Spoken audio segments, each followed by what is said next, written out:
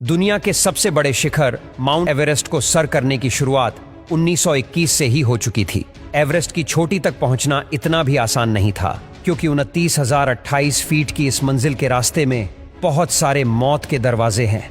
इस मिशन में कई लोग असफल हुए, कई लोगों ने अपनी जान गंवा दी और बहुत सारे लोगों का शव तो आज भी उस बर्फीली चट्टानों के भीतर दबा पड़ा है, जिसे आज तक वापस नहीं लाया गया।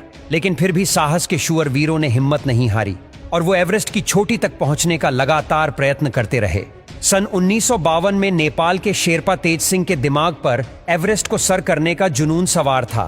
तब स्विट्जरलैंड के रेमन लैम्बर्ट और शेरपा तेनसिंग ने एवरेस्ट को सर करने का प्रयत्न किया था, लेकिन वह उसमें निष्फल साबित हुए।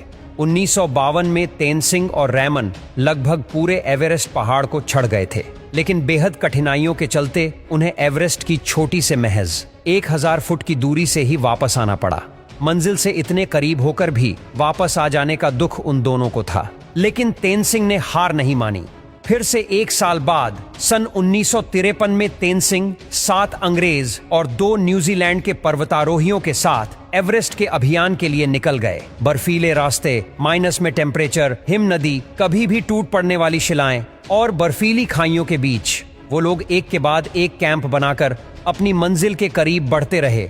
लगभग 20,000 फुट की ऊंचाई तक पहुंचने के बाद एक छोटी सी दरार को पार करने के लिए हेनरी ने डाइव लगाई, लेकिन उनके भार के कारण बर्फ की चट्टान वहां से खिसक गई और वह हमेशा के लिए उसमें दबने ही वाले थे कि पीछे से समय रहते तेनसिंग ने रस्सी फेंकी और हेनरी ने उसे पकड़कर अपने प्राण बचा लिए। अगर तेनसिंग ने वो रस्सी ना फेंकी होती तो हेनरी उस वक्त अपने जीवन से हाथ धो बैठते।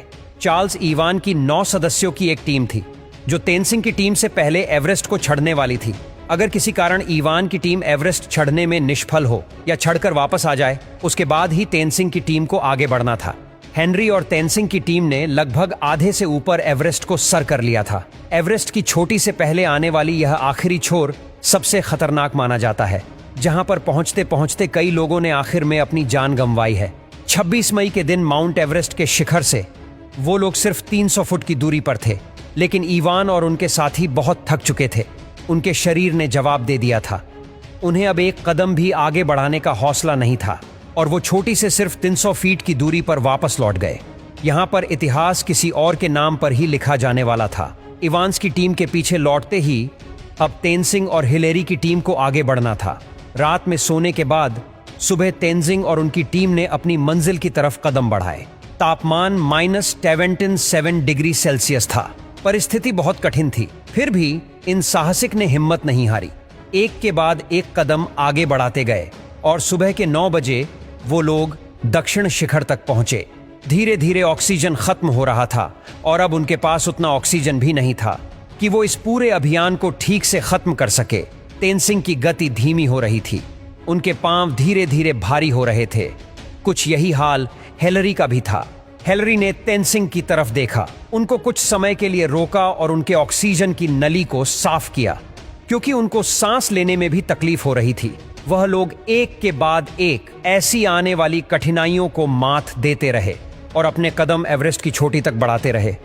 और आखिर में 29 मई 1953 के दिन शेरपा तेनसिंग और हिलेरी का नाम इतिहास में दर्ज हो गया, जब वह सुबह के 11:30 पर दुनिया की सबसे ऊंची चोटी 29,018 फीट यानी 8,848 मीटर की ऊंचाई पर पहुंचे। तब उनकी खुशियों का कोई ठिकाना नहीं था।